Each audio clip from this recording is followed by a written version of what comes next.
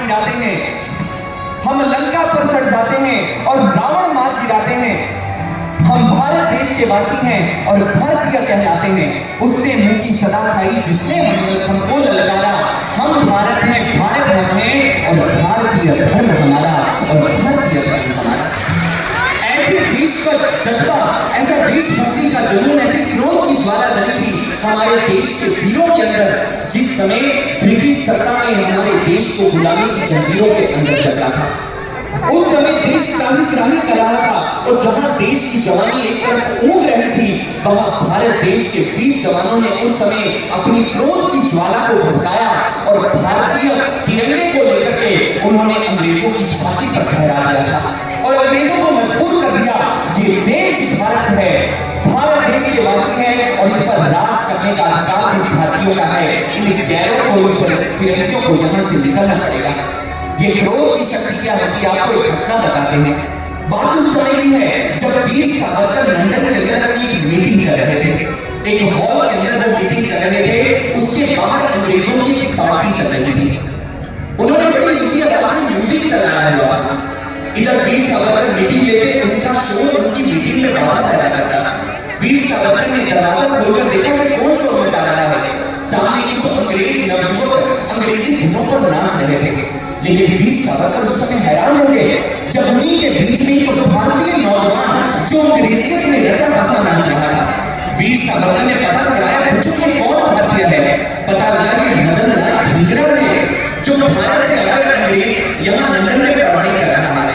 क्योंकि वीर सावरकर को उस समय इतना क्रोध आया, वह गए इस सभा के बीच वो जो ग्रामोफोन चल रहा था उस ग्रामोफोन की सुई को हटाया और मदन लाल ढींगरा को कॉलर से पकड़ लिया और गुस्से में भर करके कहने लगे, वहां तुम्हारी भारत माता अंग्रेजों की जंजीरों के अंदर जकड़ रही करा रही है और यहाँ तुम अंग्रेजी गानों पर नाच रहे हो।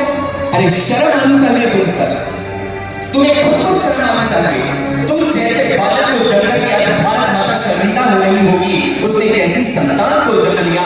अरे अगर सच्चा भारतीय है तो आगे बढ़, भारत माता को आजाद करवाने में अपना योगदान दे। कहते वीर सावरकर की वो खून से भरी आंखें देख करके मदन लाल ढींगरा अंदर तक से हिल गए थे और उन्होंने उस दिन प्रण किया वो भारत देश को आजाद कराकर ही दम लेंगे।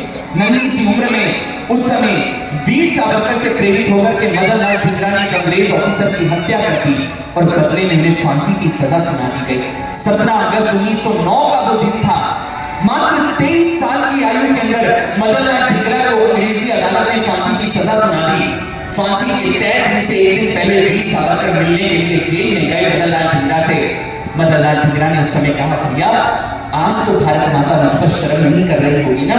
तो वीर सावरकर ने मदन लाल ढींगरा की पीठ थपथपाते हुए कहा, आज भारत माता गर्व कर रही होगी अगर मेरा वीर सपूत हो तो मदन लाल ढींगरा जैसा धरती जवानी की दोपहरी के अंदर मदन लाल ढींगरा उस समय फांसी के फंदे पर झूल गए।